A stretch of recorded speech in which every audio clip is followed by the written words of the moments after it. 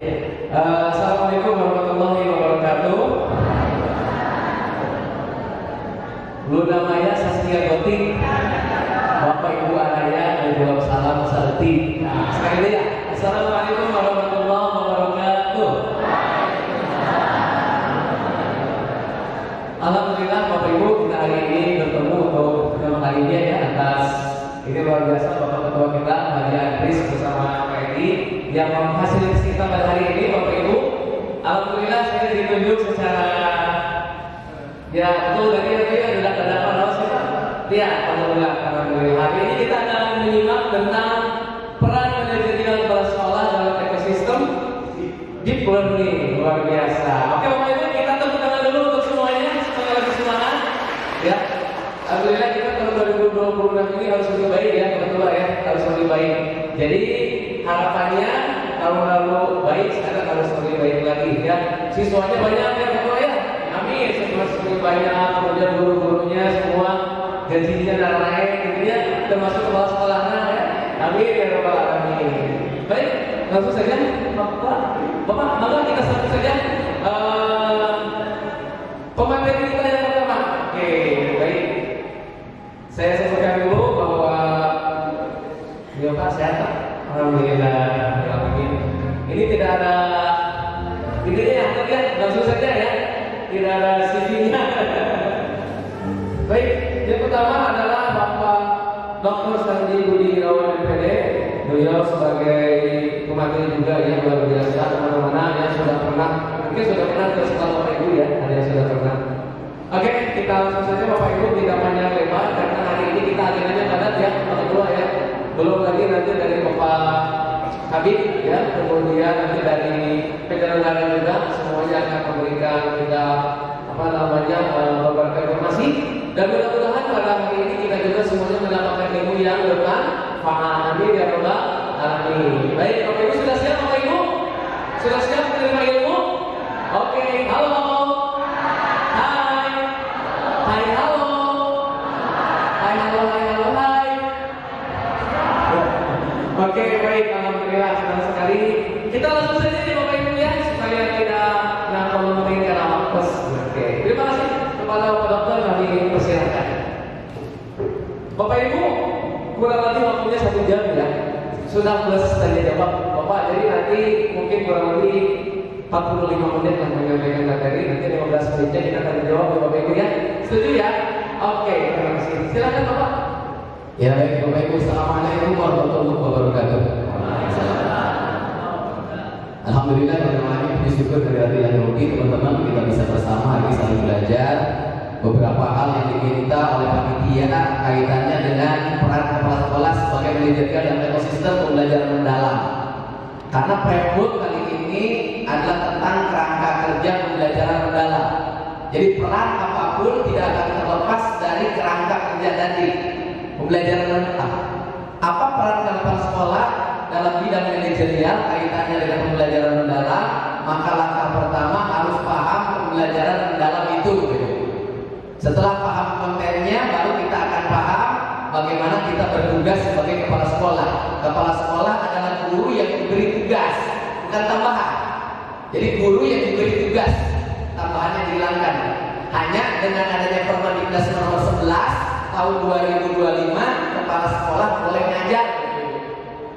Jadi kepala sekolah boleh ngajar kalau memang kekurangan guru. Dasarnya Permendiknas nomor 11 tahun 2025. Kalau guru tidak boleh ngajar.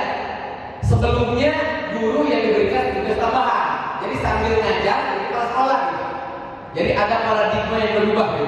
Termasuk dengan adanya pembelajaran mendalam dan kepala sekolah sebagai manajerial operasional yang urusnya administrasi sekarang berubah menjadi bagaimana menumbuhkan pribadi-pribadi pembelajar. Jadi berubah menjadi chief learning officers dalam pembelajaran mendalam. Nah, kita akan bedah tentang itu dulu. Tapi tidak elok kalau kita tidak paham tentang pembelajaran mendalam.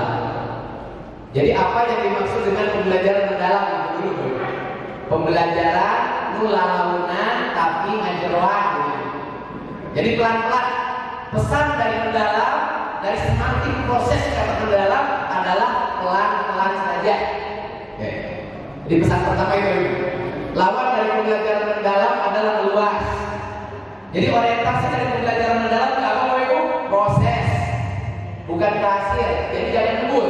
Jadi kalau nanti ada guru yang diajarkan ngebut, berarti mengejar hasil. Pembelajaran mendalam mengejar proses, karena kenikmatan bagi manusia ada di alam proses. Suami istri nikmatnya ketika proses, setelah selesai gak ada nikmat lagi. Makan pisang ketika makan, setelah selesai gak ada nikmat lagi karena itu dibuang untuk toilet. Jadi kenikmatan bagi manusia adanya di alam. Inna ma'al usri yusra, inna ma'al usri yusra, fa idza faragha fansab, fa idza faragha ikhtiar. Jadi kenikmatannya ada di alam proses. Jadi proses ini kaitannya dengan apa? Kaitannya dengan ikhtiar. Maka berganti kurikulum dari kurikulum 2013 ke kurikulum Merdeka punya alasan. Mengapa KD diganti dengan CP? Mengapa KKM diganti dengan KKTP? Mengapa dulu hanya kelas saja sekarang ada fase? Secara filosofis itu punya makna, hanya banyak yang tidak paham. Apa bedanya KD dan CP? Itu dulu, itu yang tidak paham. KD artinya KD siap belum bisa. KD. Jadi KD itu KD belum bisa. Eta filsafat tabula rasa jomlo empirisisme Inggris. Yaitu apa? Anak terlahir tanpa potensi. Kalau gitu apa? Pendidikan adalah bagaimana caranya mengisi kekosongan meskipun dengan paksaan. Siapa negara yang menganut tabula rasa empirisisme? Cina, Korea Utara. Anak kecil apa? Ditekan harus bisa. Memang pintar, tapi pada satu sisi yang lainnya apa? Jangan saja bisa jadi begini. Tidak pernah melihat kiri dan kanan. Cina, Korea Utara, tabula rasa. Apa? Adek siap dulu bisa. Diganti dengan CP. Apa arti CP? KPP bakal bisa. Giraha, bukan giraha. Nah berjapa? Ditutupan gua Allah memang apa? Nah ketutupan berarti ada urusan kurang. Ada urusan kurang, ikhtiar aja benar. Yang salah agak kurang. Kenapa? Karena nanti akan kembali pada kita. Wa may ya'mal mithqala dzarratin khairan wa may ya'mal mithqala dzarratin syarran. Semua yang kita lakukan akan kembali pada diri kita. Jadi pembelajaran mendalam dengan konsep CP kurikulum Merdeka inginnya reflektif, tidak menyalahkan cermin, tapi menyalahkan muka yang ada jerawatnya untuk pakai salep supaya sekali tidak berjerawat itu. Jadi inginnya menjadi mencermin. Kalau kita sedang bercermin muka kita ada jerawat, meninggalkan cermin mending poles muka. Poles muka. Jadi inti dari pembelajaran mendalam adalah memperbaiki muka sendiri dan tak akan pernah menyalahkan cermin. Gitu. Cermin seorang guru ketika mengajar adalah siswa, cermin seorang dokter adalah pasien, cermin seorang peternak adalah ternak. Kalau cermin seorang guru adalah siswa, maka dalam mengajar guru tak akan pernah menyalahkan siswa. Dalam bertugas sekolah-sekolah tak akan pernah menyalahkan guru. Dia akan memperbaiki layanannya. Esok hari dia berkembang, yang lain ikut berkembang. Inilah perubahan paradigma dari operational manager menjadi chief learning officer. Jadi bagaimana semua menjadi membangun komunitas untuk tumbuh bersama. Sehingga hari ini dengan adanya kerangka pembelajaran mendalam ada perubahan paradigma kepala sekolah. Kepala sekolah tidak lagi menjadi fasilitator, kepala sekolah tidak lagi mengurus hal-hal yang sifatnya administrasi saja. Sekarang bagaimana? Lebih pada pembelajar, esok hari bagaimana berkembang bersama dengan guru, termasuk pada saat supervisi. Dulu supervisinya apa? Ini salah, itu salah. Otoriter, manusia. Sekarang ditanya, Bu, ngajar apa? Ngajar matematika. Ibu pakai ini atau pakai matematika atau pakai gasi? Gampang, masih menyenangkan dari Prof. Surya. Kalau pakai matematika kan 12 kali 12 bisa cepat. 144, 13 kali 12, 156.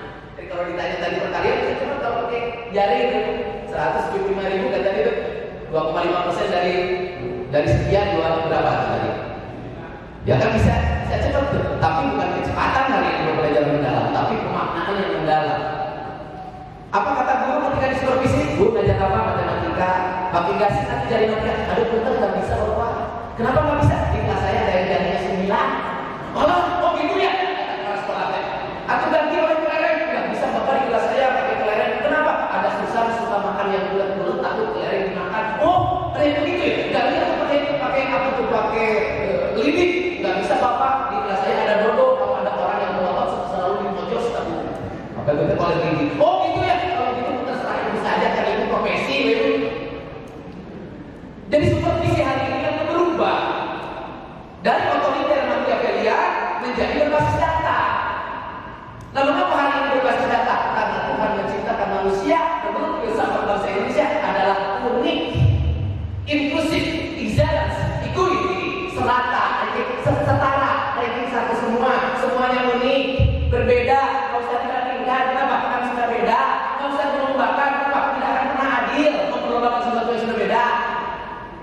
bertanya, lomba apa yang ada untuk menyatakan nikah? Bingung ya? Bingung, kenapa? Karena memang kita tidak punya hak untuk memperlombakan anak-anak kita. Kenapa? Karena anak-anak kita unik. Lomba bertentangan dengan prinsip pernikahan. Kalau kita paham pembelajaran dalam dari Michael Fuller, engage the world, change the world, deep learning. Dasarnya apa? Dasarnya adalah examens, yaitu apa? Setiap anak ahsan takwim. Sama dengan Al-Quran. Setiap anak diciptakan sempurna, setiap anak setara karena dia unggul dengan segala keunggulannya. Enggak perlu dilombakan. Kita yakin bahwa dia unggul, gitu. Ada yang unggul nyanyinya, ada yang unggul ngajinya, ada yang unggul matematikanya, ada yang unggul IPS-nya.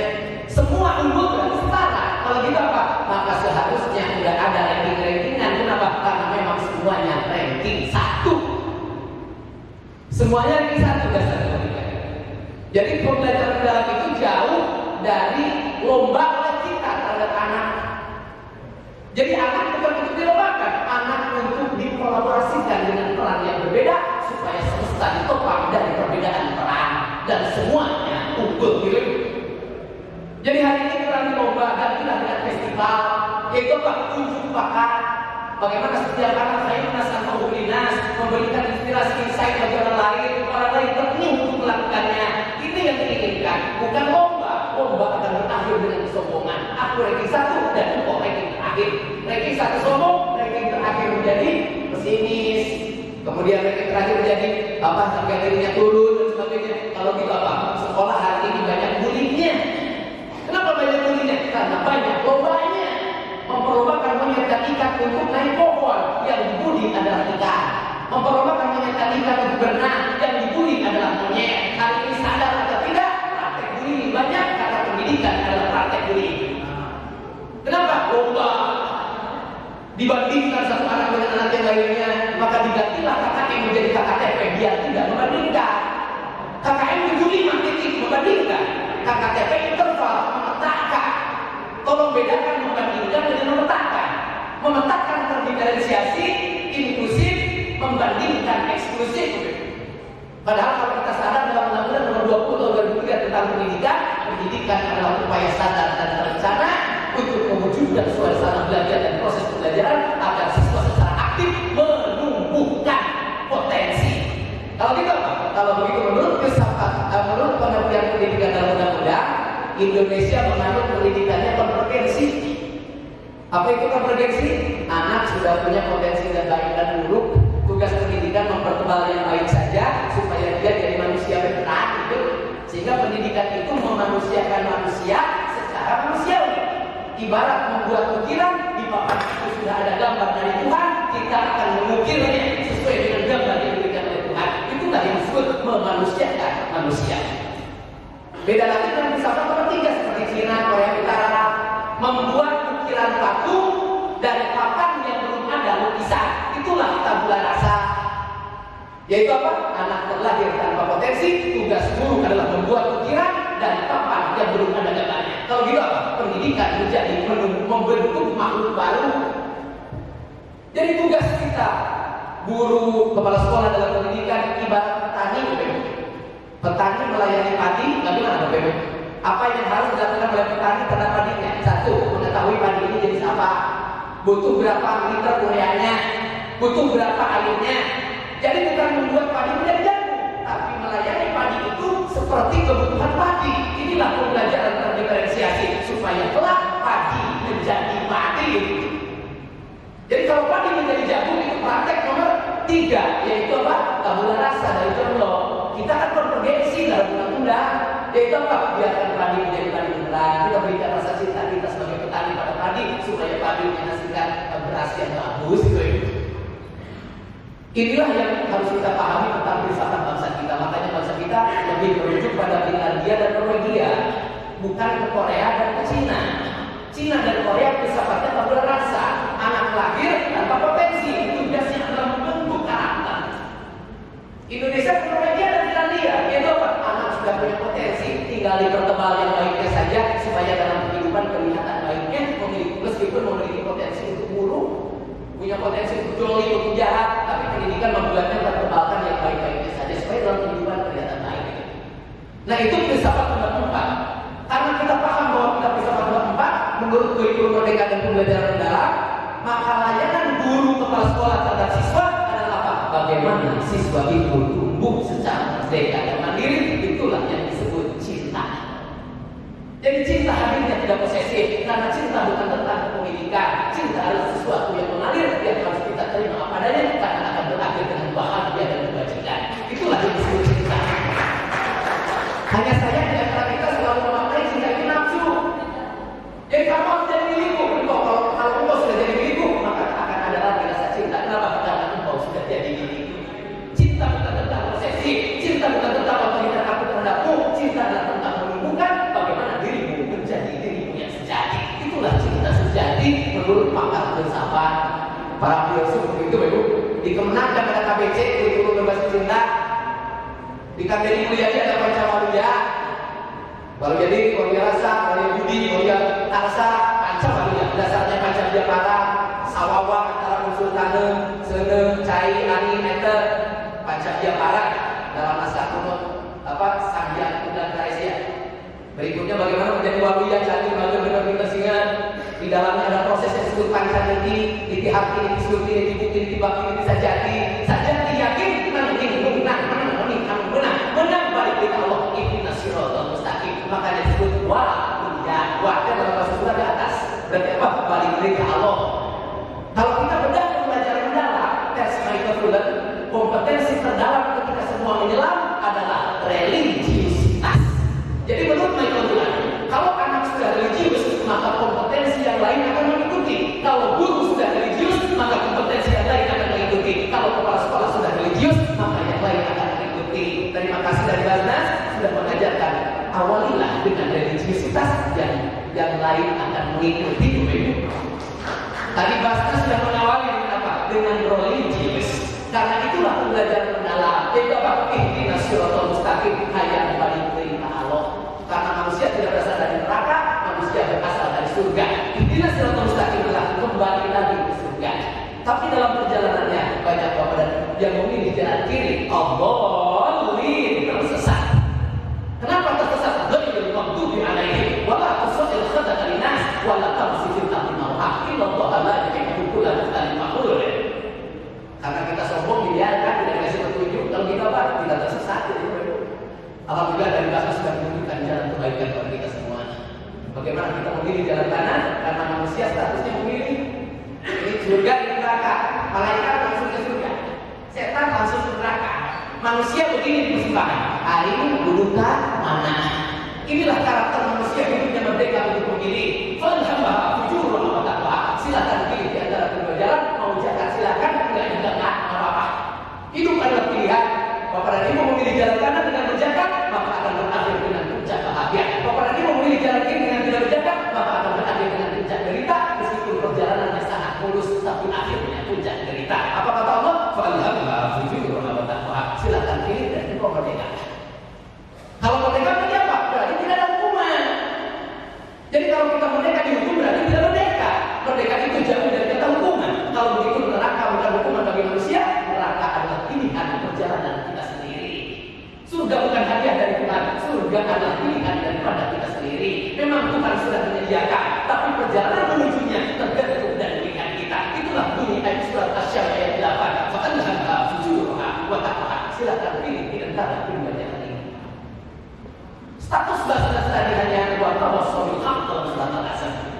Menyampaikan saja perkara Bapak dan Ibu mau itu pilihan di persimpangan. Karena manusia begini, inilah yang disebut menimbang ai kudu kamana. Karena menimbang berarti itu rasio. Berarti manusia adalah makhluk yang hidupnya menimbang. Inilah yang disebut rasional. Jadi kalau itu manusia makhluk yang rasional, hidupnya menimbang-nimbang. Makanya pendidikan menjadi dibutuhkan karena dia hidupnya menimbang. Malaikat hidupnya tidak menimbang. Kalau kita tidak ada pendidikan untuk malaikat Jibril, tidak ada numerasi kodim dan KA untuk malaikat Jibril, tidak ada kodim dan KA untuk setan. Kenapa? Karena mereka hidupnya tidak menimbang. Manusia lah yang hidupnya menimbang, maka pendidikan menjadi dibutuhkan. Critical thinking skills, inovasi, kreativitas, transformasi itu cocok untuk manusia karena hidupnya menimbang antara kiri dan kanan. Karena hidupnya menimbang, maka manusia lah yang telah akan masuk ke alam timbangan. Dalam surat Al-Rahman disebut mizan. Maka ditimbang, cocok. Kalau maka ditimbang berarti manusia bukan titik. ditimbang. Titik tidak akan pernah ditimbang. Kalau gitu apa? KKM tidak cocok di dalam pendidikan, maka digantilah menjadi KKTP. KKM itu titik, KKTP itu garis. Anak nilainya dari 0 sampai 40 akan diapakan, anak yang nilainya 41 sampai 61 akan diapakan. Ini namanya KKTP. Kalau KKM saklek 75, maka digantilah konsep KKM menjadi KKTP karena manusia jadikan titik, manusianya garis itu. Nah, sehingga dalam pembelajaran mendalam muncullah prinsip-prinsipnya sebagai pendekatan. Prinsip yang pertama apa Bapak Ibu? Prinsip pertama dalam pembelajaran mendalam masih ingat dalam kerangkanya berkesadaran. Apa itu? Mindful. Ada 3 level kesadaran. 1 mindful, 2 awareness, 3 conscious. Beda. Kesadaran versi Pak Menteri dalam pembelajaran mendalam apa? Cukup mindful saja. Apa itu mindful? Pikiran penuh ketika itu duduk terlibat, tidak usah menilai. Gurunya enakeun, erek-erek di luar. Persis tadi. Kalau Bapak Ibu hari ini mindful, mau enak mau enggak saja, duduk perhatikan. Itu yang disebut mindful. Fokus, pikiran penuh. Hari ini dengan saya 100% dengan saya, lupakan dulu suami. Itu yang disebut dengan mindful. Hari ini sedang makan, maka 100% untuk makan, lupakan dulu sholat. Hari ini sedang sholat, maka 100% aku sholat, lupakan makan. Inilah yang disebut pribadi mindful. Jadi mindful itu lepas dari judgment. Rekenakan, di luar, terlibat, engage, involved. Ini yang disebut apa? Mindful. Beda dengan awareness. Sama-sama kesadaran, tapi maknanya beda. Yang kedua, lebih tinggi. Awareness itu apa? Aku duduk di sini karena pasar ini enak dengan jelasnya. Nah, kita awareness. Aku ingin belajar lagi, kenapa? Karena materinya penting. Ini namanya awareness. Yaitu apa? Ada sesuatu yang membuat kita duduk. Kalau mindful kan, aku duduk saja. Itu mindful. Kalau awareness sudah ada rasa, ada judgment. Yang paling tinggi conscious. Yaitu apa? Aku datang ke sini karena memang belajar itu penting. Aku ingin bermakna bagi semua orang. Ini level tertinggi kesadaran. Apa kata Pak Menteri? Tidak usah jauh-jauh dulu, cukup mindful. Nanti usia itu. Nah gitulah. Kita katakan namanya mindful. Nah bagaimana caranya anak fokus melibatkan kesadaran penuh dalam pikirannya? Jadi conscious itu bukan tentang otak. Kalau mindful tentang otak. Kalau conscious tidak. Conscious itu di luar otak. Bahkan ada yang menyatakan bahwa conscious adalah dasar dari semuanya. Dasar menciptakannya alam semesta adalah kesadaran. Ada pakar filsafat yang mengatakan demikian. Setuju atau tidak silakan dialektika. Karena pembelajaran mendalam itu tentang dialektika. Apa itu dialektika? Aku dan kamu beda pandangan. Menurut Bapak sebelah kanan, nanti kodas balas rokok di tinggalina. Menurut Bapak yang sebelah kiri, nanti dia kasih rokok di tinggalina. Menurut Bapak yang abi jeruk, dia ini tinggalin. Menurut Bapak atau abi bau rokok dan tinggalina. Jadi pembelajaran mendalam adalah tentang memunculkan keyakinan yang berbeda. Ada dialektika di dalamnya. Menurut A begini, menurut B begini. Akibatnya pendidikan adalah tentang keramaian berpikir dan anak kedua tingkat tinggi dan dia berpikir. Itulah pembelajaran mendalam. Dialektika, perbedaan keyakinan, perbedaan perspektif, perbedaan persepsi. Akibatnya apa? Akibatnya di kelas terjadi dialektika dan diskusi. Ramai. Tapi ramainya berputar. Ramainya apa? Ramainya berputar pikiran. Akibatnya karena keramaian tadi gejer dicerna dalam pendidikan menjadi kuning. Itulah yang disebut transformasi. Pernah makan gejer itu? Pernah. Keluar apa? Keluar gejer. Kenapa? Tidak dicerna. Nah pendidikan tidak begitu. Bagaimana gejer masuk ke kelas nanti keluarnya menjadi kuning. Dengan demikian buku Erlangga penting untuk dipelajari oleh anak nanti di dalam kelas. Dibaca, tapi nanti hargai anak yang perspektifnya berbeda dengan buku Erlangga. Ketika terjadi diskusi, bisa jadi kebenaran besok hari ke kelas benar-benar berbeda dengan sesuatu yang dinyatakan dalam buku Erlangga. Inilah yang disebut transformasi pembelajaran. Jadi bukan transfer. Transfer itu hanya surface learning di permukaan. Hari ini menjadi transformasi. Transformasi itulah tanda cinta. Saya tanya, cinta itu sakit atau enggak? Banyak yang bicara bahwa cinta itu menyakitkan. Betul, kenapa? Sebab cinta itu transformasi. Aku ingin berubah. Bapak dan ibu tidak punya anak, dia menunggu kemudian hari dia nyeri, tapi ada tanda cinta, akibatnya nyeri, nanti rasa. Itulah yang disebut cinta sejati. berubah, rasa sakit menjadi kebahagiaan yang sejati. Itulah cinta sejati. Ketika bapak dan ibu melahirkan anak, setengah hari malam, tapi tetap berikhtiar dan tetap bahagia ketika keluar peluknya, diciumnya. Itulah cinta sejati yang ibu berikan kepada guru-guru, yang guru-guru berikan terhadap anak-anaknya sebagai petani, dan petaninya adalah guru.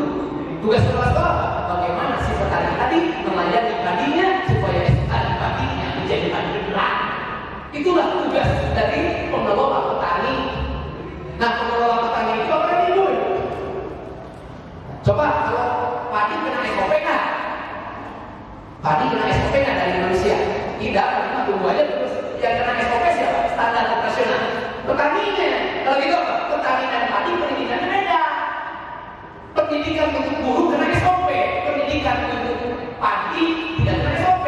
Biarkan padi itu tumbuh apa adanya. Dari kenaturalan padi, maka padi akan menjadi padi beneran. Jadi pendidikan guru dengan anak akan beda. Pendidikan ke guru kena SOP dari manusia, dari institusi. Pendidikan ke anak tidak kena SOP, SOP-nya hanya dari Tuhan. Makanya mengapa di SD tidak ada ujian? Kenapa? Karena memang tidak ada SOP dari manusia. SOP untuk anak SD hanya dari Tuhan. Kalau gitu apa? Ujian anak SD SOP dari Tuhan saja. Nggak usah diuji oleh gurunya. Yang harus teruji adalah petani. Bagaimana dia melayani padinya? Maka petani akan kena SOP. Dengan demikian petani harus teruji. Makanya ada UKG, UKPPG, masuk ke UPI nanti diuji lagi. Kenapa? Karena kan mengemban profesi. Profesi statusnya akan kena SOP karena pendidikannya pendidikan khusus. Masuk ke Astra pakai SOP Astra atau Telkom? Kalau pakai SOP Telkom dipecat nggak? Dipecat ya ibu. Kalau masuk ke Telkom pakai SOP Telkom atau Astra? Telkom. Kalau kita pakai SOP Astra maka dipecat. Itulah pendidikan khusus yang cocok untuk profesional. Yaitu apa? Terbentuk. Kemudian ada SOP-nya untuk dibentuk sesuai dengan SOP institusi tadi. Jadi guru berhak dipecat oleh Pak Menteri karena SOP-nya SOP Menteri. Guru berhak dipecat oleh yayasan karena SOP-nya SOP yayasan sebagai profesi. Tapi anak SD tidak bisa dipecat oleh gurunya. Kenapa? Siapa yang berhak memecat anak SD sebagai manusia? Tuhan saja. Kalau tidak, biarkan ujian anak SD cukup dari Tuhan. Itulah mengapa ujian diganti hari ini menjadi assessment. Jadi ujian hasilnya lulus atau tidak, assessment hasilnya mengenal, termasuk TKA. Maka bunyi dalam Permendikbud nomor 11, nomor 9 tentang TKA. Apa bunyinya? Sertifikat TKA hanya apa dapat dijadikan persyaratan. Dapat, tidak satu. Kalau dulu harus ujian, kalau sekarang dapat. Kalau dapat ya tergantung sekolah web. Dijadikan syarat P, termasuk dari SMA ke perguruan tinggi. Hasil TKA dapat dijadikan pertimbangan. Itu bahasa eksplisit dalam Permendikbud nomor 9 tahun 2025 tentang TKA. Nah, karena TKA itu adalah assessment, persiapannya diproses, jangan dileskan di akhir. Itu ujian. Dan kalau TKA leskan di akhir berarti ujian. Kan TKA assessment, dan itu apa? Persiapannya dalam proses. Mulai dia masuk ke SMP dilayani oleh guru wali bisa jadi, oleh guru mata pelajaran kalau SMP. Kalau SD mulai dari kelas 1, kelas 2, kelas 3, nanti kalau pelajarannya sudah bagus, prosesnya sudah bagus, maka hasil TKA niscaya akan bagus. Itulah prinsip dari assessment. Saya kemarin katanya assessment, tapi mengapa jadi dileskan di akhir? Jadi assessment tidak dileskan di akhir. Mau dileskan silakan, tapi statusnya penguatan. Karena assessment itu apa? Maksimalnya di dalam proses. Tapi nama halus diusul, nama halus diusul, baik dapat masuk, baik mereka kurikulum merdeka. Jadi kurikulum merdeka begini, anak belum bisa jadi lagi, anak belum bisa jadi lagi, anak belum bisa jadi lagi, belum bisa juga makan saja. Tapi nama halus diusul, nama halus diusul, baik dapat masuk, wakilah lebih apa? Surat al-Isra. Jadi kalau kita kurikulum merdeka dengan konsep CPR memaksimalkan ikhtiar. Setelah kita berikhtiar, maka termakan saja. Mudah-mudahan kalau dia belum bisa, dia akan bisa oleh guru berikutnya. Maka terima kasih luar biasa sekali yang pada pesan ini. Mungkin sedikit yang ingin saya sampaikan. Saya teringat apa yang disampaikan oleh Ali bin Abi Thalib bahwa didiklah anak-anakmu sesuai dengan zamannya karena mereka hidup di zamannya bukan zaman seperti kita dulu ya, seperti itu. Berarti ini tantangan yang sangat besar bagi seorang guru gitu ya. Sedangkan guru itu hidup di zaman mereka zaman dulu begitu ya. Dan notabene mereka itu sistem mengajarnya, strateginya hanya seperti dulu gitu. Nah, bagaimana guru ini bisa merubah mindset, tekniknya, strateginya seperti dunianya anak sekarang, mengikuti zaman game alpha mungkin ya. Itu apalagi sebentar lagi kita ada game beta seperti itu ya. Nah, itu ada susah untuk merubah gaya mengajar mereka di zamannya dulu gitu ya. Jadi ya ngajar itu seperti yang mereka lakukan dulu gitu, susah sekali untuk merubahnya. Nah, barangkali ada triknya, misalnya dari Pak Dosari ini, bagaimana sih kita sebagai kepala sekolah gitu ya bisa melakukan atau membina guru agar memang harus berubah sikap untuk mengajarnya di kelas. Terima kasih Pak. Itu tadi namanya dari mana? Ayo dari anak-anak Cili. Anak Cili, oke. Bagaimana Pak Dokter dijawab langsung atau kita tampung dulu? Ditampung dulu, oke sebelah sini. Oke Pak. Oke.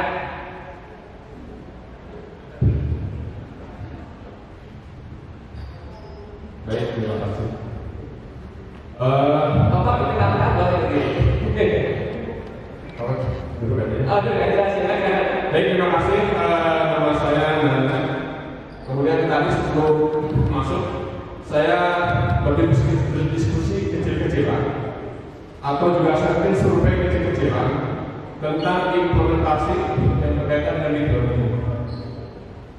Boleh saya kesimpulan ya? Rata-rata jawabannya hampir absurd semua. Nah, mungkin langsung ke poin saja. Kalau mungkin masalah proses absurd, saya saja yang kemudian bisa memahaminya dan tidak perlu kemudian saya sampaikan kepada yang lain. Maksud saya sekarang dengan konsep deep learning itu, apakah kalau kita lihat sebenarnya deep learning dengan pembelajaran dasar itu tidak juga? Kemudian apakah nanti ada hubungan enggak dengan buku yang disajikan? Itu sesungguhnya materi yang disampaikan adalah inti utama atau deep learning itu sendiri.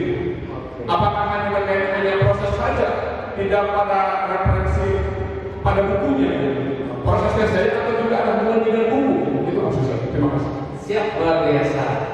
Pak Dokter kita satu lagi Jawab dulu. Jawab ya. Oke, silakan. Jadi kenapa saya berhenti dulu? Karena saya mencari jawaban dari PPT saya. Dan alhamdulillah 2 pertanyaan tadi sudah ada jawabannya di PPT. Oke, Pak. Jadi jawaban pertama pertanyaan Ibu, bagaimana caranya menghadapi guru yang gen lama sementara dia pelajari gen alpha? Mirip dengan petani yang harus menanam padi jenis baru. Karena padi yang berkembang terus, dia jenisnya berkembang terus. Nah, bagaimana caranya supaya petani menumbuhkan padi jenis baru? Satu, petani itu harus tahu padi ini jenis apa. Yang kedua, petani ini harus tahu bagaimana padi ini membutuhkan urea berapa liter, air berapa galon gitu. Kemudian akan jadi beras nanti pada usia berapa, harus tahu dulu. Nah, fungsi dari kepala sekolah pada petani apa? Anggap saja gurunya petani. Satu, membarui petani. Dua, menjelaskan kepada petani tapi harus diyakinkan. Kenapa? Sebab kalau tidak meyakinkan, guru tadi punya guru yang lain sekarang. AI, Google, TCN, ChatGPT. Tapi tidak mungkin kepala sekolah ada di samping petani terus. Kenapa? Esok hari harus mencari petani yang lain. Kalau kita biarkan petani tadi mandiri untuk belajar. Jadi konsep yang menjadi kemandirian belajar itulah deep learning. Makanya dalam dimensi profil besar ada kemandirian. Karena kuncinya apa? Biarkan dia mandiri untuk belajar. Sehingga belajar sepanjang hayat adalah sesuatu yang jadi keniscayaan. Dan kalau begitu pertanyaannya itu apa? Deep learning tidak akan langsung berhasil, Pak. Ini kurvanya, Pak. Kalau kita menerapkan deep learning akan berhasil, tapi akan melalui fase ini. Fase itu apa? Fase kecemasan, fase kesulitan, fase iya. Kenapa?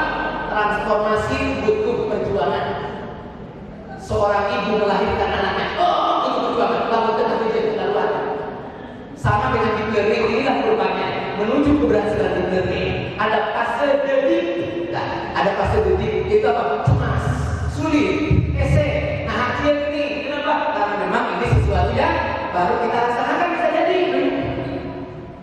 secara disadari atau tidak memang Bapak ini sudah melaksanakannya di bulan ini. Contoh, lawan dari learning apa? Surface learning. Surface learning bagus atau enggak? Bagus, tapi pendekatan. Di learning bagus, tapi pendekatan belajar bukan kurikulum. Jadi di learning itu bukan kurikulum. Berarti apa? Tidak ada yang terbaik, semuanya baik itu. Tergantung kebutuhan. Contoh, nama-nama ikan Pak. Bagusnya pakai deep learning atau pakai surface? Lawannya di nama-nama ikan. Ikan ini ikan hiu, ikan ini ikan kakap. Ini surface, ini deep. Surface, kenapa? Cukup dijelaskan ini hiu, ini ikan hiu, ini gambarnya. Ini ikan kakap, ini gambarnya. Sebab kalau ini deep learning, udah tebakan di bawah Pak, pengenalan. Ini lama. Nah, ikan tadi. Nah, ini namanya kelihatan bukan? Paus, kalau kita apa? Efektif benar, tapi tidak efisien. Anak SMK kita hidup, tapi betul di laut.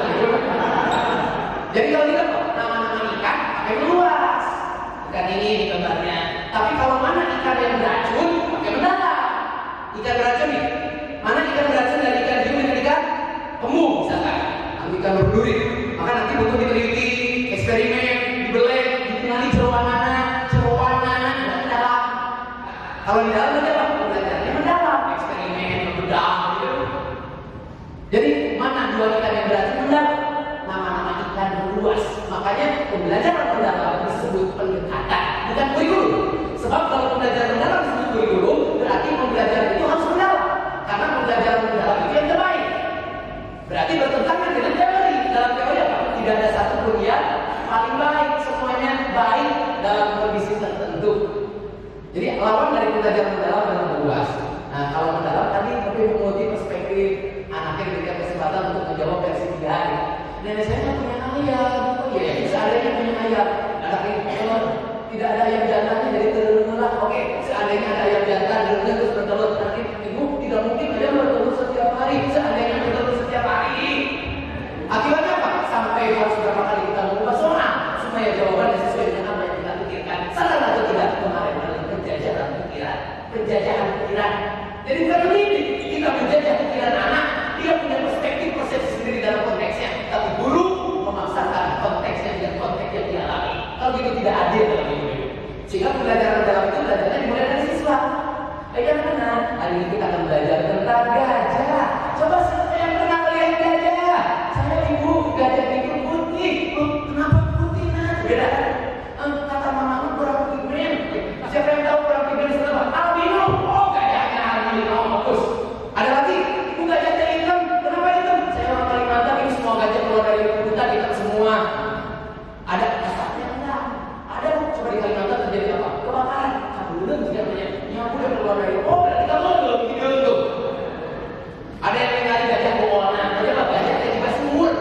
Nah, kalau ini disatukan, inilah yang disebut bineka tunggal ika. Nah, kemarin ngajarnya sama, tunggal ika bineka. Datang ke kelas langsung gini. Ya kan? Hari kita belajar tentang gajah. Gajah warnanya abu-abu, masa? Abu-abu ya? Anak yang pernah melihat gajah albino, dalam pikirannya kemarin kan kucing raksasa berlalu. Kita sedang merusak pikiran mana? Makanya pembelajaran mendalam, pembelajaran yang dimulai dari siswa. Di sana terjadi bineka. Itu apa? Terjadi perbedaan perspektif, terjadi perbedaan persepsi. Di sana perbedaan berpikir ada. Itulah pendidikan bangsa kita. Konvergensi. Beda bisa apa saja, Pak. Jadi Bapak kalau sekarang merasa begitu, karena memang teorinya begitu. Transformasi akan diawali dengan dedik. Itu apa? Sesuatu yang menyakitkan.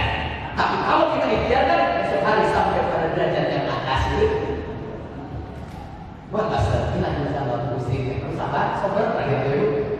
Wah, tahu aku tahu sebesar kita. Oke, begitu kepada Bapak Ibu yang Bapak ya, luar biasa sekali. Jadi kembali lagi kepada kesulitan. Baik, Pak, kita mulai lagi Pak. Nah, ini jawabannya Ibu tadi. Nanti belajar agar sendiri. Ada di kantornya 7327 tentang model kompetensi kepala sekolah. Ada di kantornya 7328 tentang model kompetensi pengawas. Level apa? Level ahli. Itu apa? Agen sendiri. Apa itu agen sendiri? Sosok kepala sekolah yang kehadirannya selalu dan menyakitkan. Lamun ayah kalau ada FSM datang ke sekolah tidak ada kepala sekolah menyakitkan. Lamun ayah FSM nyumput dan tidak menyakitkan. Jadi gampang sekali melihat kepala sekolah ini. Agen sendirinya kuat atau enggak? Lihatlah ketika datang LSM. Kalau dia melayani dan data, itulah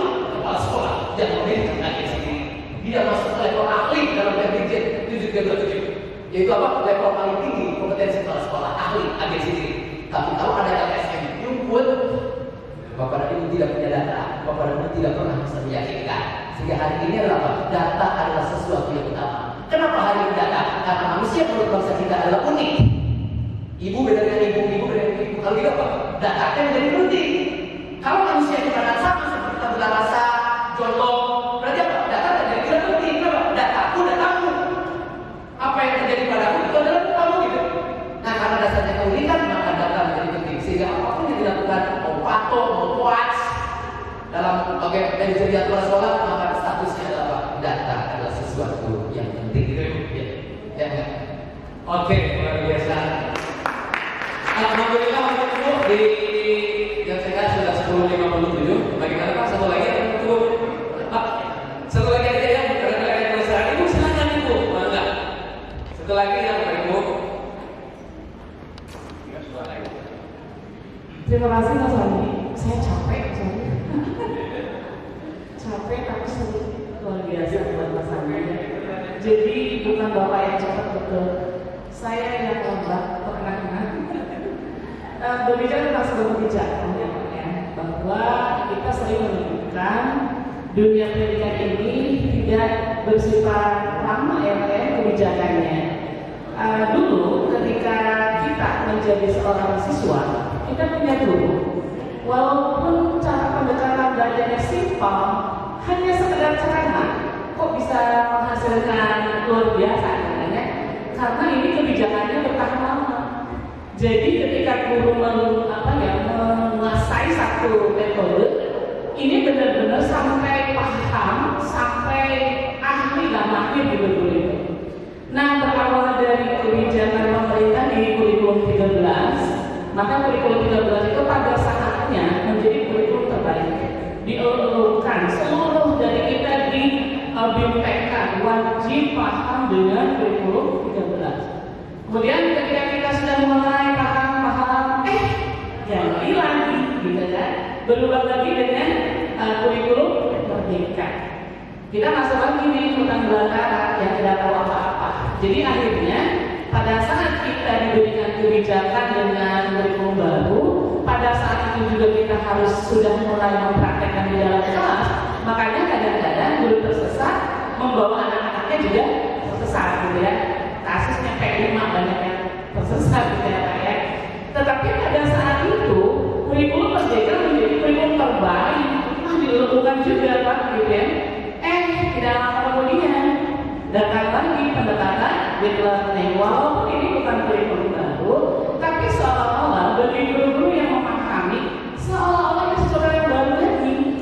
Pada akhirnya kata Bapak benar, tujuan Pangandaran belum nyampe tapi belum nyampe ke rumah, ada orang berangkat lagi, ikut lagi, bulan balik aja di tengah-tengah antara si tanda putih, antara bisa dan nggak bisa.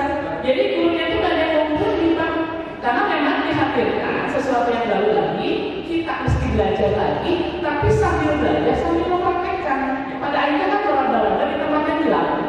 Nah, siapa yang bisa menjamin bahwa pendekatan ini menjadi satu pendekatan yang bisa awet? Belum tentu juga kalau nanti hadir lagi menteri baru, kebijakan baru lagi. Nah, sekarang kan tidak ada yang standar isi, ada standar proses yang baru lagi. Nah, dari standar proses yang baru sudah tidak lagi mengacu kepada kurikulum itu. Maka bagaimana nih bagi kita para orang-orang praktisi yang ada di lapangan? Kalau berbicara Bapak enaknya gampang lah kalau berbicara. Apa yang Bapak sampaikan itu membuat saya semangatnya memburu-buru 45, pengen cepat ke sekolah, pengen cepat-cepat diinformasikan ke guru. Tapi nanti ketika di lapangan dengan berbagai kebijakan berbenturan juga pada akhirnya. Bagaimana kita menemukan di lapangan anak-anaknya yang begitu banyak asupan dari guru, dari orang tua, dari lingkungan, dari medsos dan dari yang lain-lainnya. Tidak mudah membentuk anak menjadi anak-anak yang memang bisa berkesadaran berbangga dan menggembirakan. Kemudian lagi nanti ada penilaian dari pengawas yang kadang-kadang beda persepsi Pak, harus begini, harus begitu, beda lagi ceritanya. Maka bagaimana kita sebagai para orang-orang yang memang berada di lapangan mensikapi fenomena seperti itu. Begitu Pak Santi. Terima kasih. Luar biasa. Tepuk tangan untuk Ibu.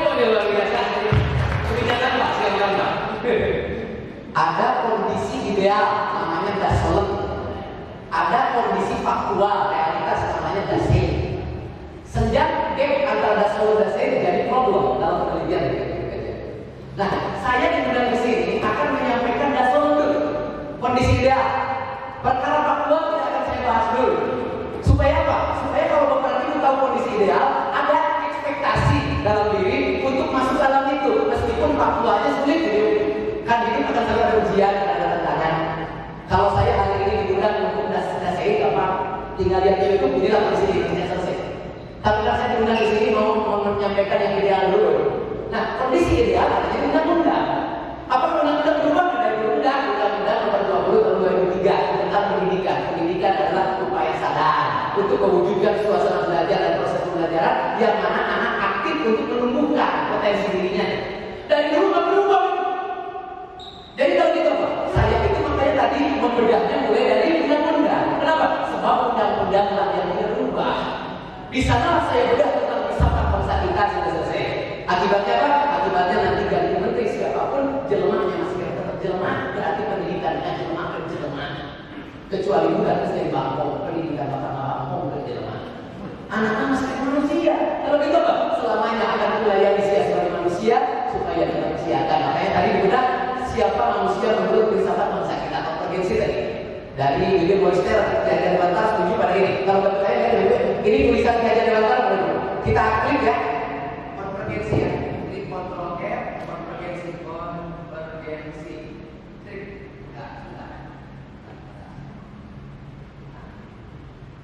Supaya lebih paham.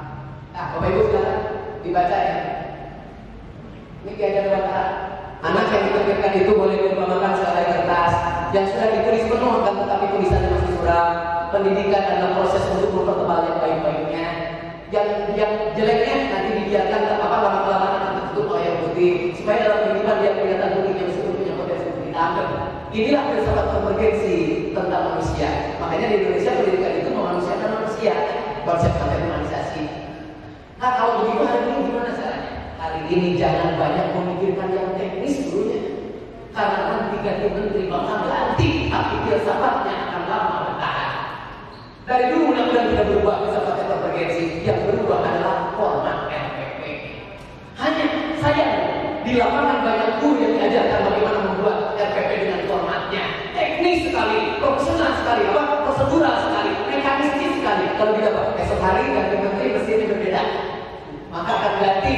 Dulu tidak ada komponen RPP, praktik pedagogi, kemitraan pembelajaran, lingkungan pembelajaran, pemanfaatan digital sebagai rangka pembelajaran. Hari ini ada, oke, ganti menteri maka ganti diri. Kalau yang diurus adalah teknis. Kalau kita Pak, hari ini guru harus diajak berfilsafat tentang manusia, tentang pendidikan. Suatu saat nanti kalau ada masalah, dia bisa menyelesaikannya sendiri. Itulah yang disebut manusia mandiri dan merdeka itu. Jadi jangan tergantung orang lain. Jadi hari ini saya memberikan wawasan tentang filsafat manusia pendidikan supaya kalau nanti ada masalah di sekolah diselesaikan dia sendiri. Dan kita sudah berpikir, jangan kamu dengan teknis yang ada di kebijakan dulu. Makanya ada KSP, kurikulum satuan pendidikan. Supaya apa? Supaya ada kemerdekaan untuk kita mengembangkan sekolah kita. Dia akan kita misinya dari kita, tujuannya dari kita, pengorganisasian dari kita, perencanaan dari kita, evaluasi pendampingan dari kita. Itulah kemerdekaan dengan adanya KSP. Dari atas seperti dari pemerintah itu apa? Untuk ada standar tingkat nasional gitu. Tapi tetap prinsipnya adalah merujuk tapi fleksibel. Tetap fleksibel KSP. Tetap merujuk pada kebijakan tapi pelaksanaannya akan fleksibel sesuai kebutuhan sekolah. Maka disinilah sekolah swasta akan kreatif. Tapi kalau kebijakan mengikat semua, maka sekolah negeri yang dibutuhkan. Kalau kebijakan mengikat semua, maka dengan kebijakan Pak Deddy Mulyadi dengan adanya sekolah 50 orang anak, ibu untuk sekolah negeri, maka di sanalah sekolah swasta akan mulai sedikit siswanya. Kenapa? Karena memang kebijakannya berpihak ke sekolah negeri. Satu kelas berapa tadi? 50, bukan dari tambah, kelas dari tambahan, pikiran dan betul. Jadi ada sesuatu yang saya pelatih kacau kuliah di Jawa Barat. Beberapa hal saya setuju dengan kebijakan beliau. Tapi Indonesia ada andil beliau karena anak-anak kita semua. Andil saya bela pelajaran tadi Pak, saya berhak untuk mengkritik KBD, Kabarowo, MBD. Saya kritik kenapa? Kan saya bela pelajaran. Itulah hak pribadi saya untuk saya sampaikan pada kementerian, pada apapun. Supaya apa? Sekolah swasta didirikan, diperbolehkan, tetapi ke sekolah swasta itu dengan KST-nya dia tunggu, berikan kesempatan. Satu kelas kembali di Finlandia satu kelas 10 orang, di Norwegia satu kelas 15 orang, kadang-kadang 8 orang, di kita satu kelas kita bahan 20 orang. ACO dasarnya terbaik, Gritanggu Resilient, iya, tapi Gritanggu Resilient tidak selalu harus begitu saja. Gritanggu Resilient apa? Datang ke sekolah jalan kaki bisa jadi, tidak selalu harus ada sekujur. Jadi hari ini Bapak Ibu, beliau pelajari filsafat itu tentang pendidikan supaya suatu saat kalau ada masalah bisa diselesaikan sendiri, termasuk gurunya. Jadi kurangin yang teknis-teknis itu, karena nanti ganti menteri bakal ganti kurikulum. Itulah kemerdekaan yang seharusnya ada pada sekolah swasta. Karena hari ini sekolah swasta dibeli oleh berbagai kebijakan. Bagaimana berubah? Karena dasar dari private school, dasar dari private school, sekolah swasta, karena dasarnya kemandirian. Private pribadi itu manusia. Manusia itu merdeka. Berarti dasar dari sekolah swasta adalah kemerdekaan untuk tumbuh dan berkembang. Tapi sekarang kebiri tidak akan tumbuh dan berkembang. Kemerdekaan kan ada pada sekolah negeri, maka sekolah swasta lama-lama akan hilang dan bangkrut. Kalau kita menjalankan orang lain tidak akan bisa selesai. Kalau kita yuk kita berikhtiar untuk kita tetap maju, niatkan untuk anak nanti akan membuktikan bahwa merdeka. Assalamualaikum warahmatullahi wabarakatuh. Oke Bapak Ibu, luar biasa sekali ya. Puas Bapak Ibu? Oke, kalau tidak puas nanti disuruh begini lagi video. Baik, akhirnya Bapak Ibu, di video saya sudah jam 11 lebih 7 menit. Ya, alhamdulillah mudah-mudahan kalau tidak paham, kita sebagai kepala sekolah harus lebih kreatif lagi ya Pak ya, harus lebih memajukan sekolah masing-masing. Oke, terima kasih Bapak Ibu dari saya. Saya serahkan lagi kepada pembawa acara Pak Edi. Ya, saya tutup juga dengan pantun ya, Pak ya. Rizky Febrian, Allah kasih. Cukup sekian dan terima kasih. Wassalamualaikum warahmatullahi wabarakatuh. Aplaus Bapak Ibu buat